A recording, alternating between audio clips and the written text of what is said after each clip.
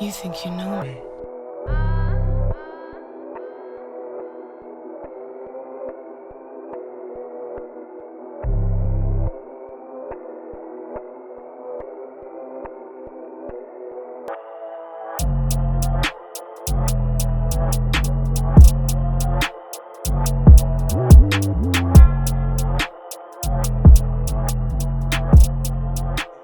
This topic is racism, where we're going to be exploring and examining, have you experienced racism and what could be done to eradicate racism.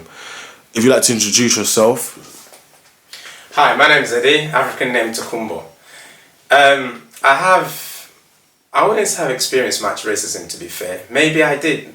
I did experience racism, but I didn't recognize it. Number one, because I have a quite confidence in myself. That's probably because of my faith. In terms of racism today, I can't say racism is not around or it's not here. It is there, but that's just down to a personal issue. In my own experience, I would say that most racist people are actually poor people. Now, there's poverty of mind, poverty of thought.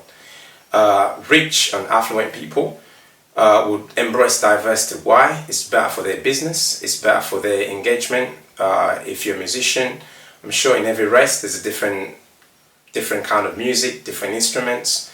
So obviously you benefit from it. If you're trading, if you have a business, you have a restaurant, say if you have a Turkish restaurant, I'm sure you won't care. Your interest is, I need as many customers, whether you're black, yellow, green, it doesn't matter, you'll be happy. So your perspective will change.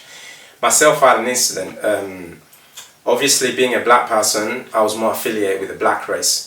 But the first business I ran legitimately was a car valeting business. Obviously, I was able to go into homes, and it just dawned on me that most of my customers were white. Obviously, it's a white majority, it's still a white man's country statistically, but that changed my perspective. Okay, so I know that there are a lot of people that are the real racist people are actually few. That's my opinion. Okay, so to eradicate racism is down to education, to change people's perspective. It's also down to empowering people so that they become wealthy, wealth of mind. Now, there's issues of, say, black people might feel marginalized in the economy. And I think one of the main reasons for that, we as black people, we haven't really built a strong community. Okay, in the 1950s, I'm sure the black people were the first to come to this country.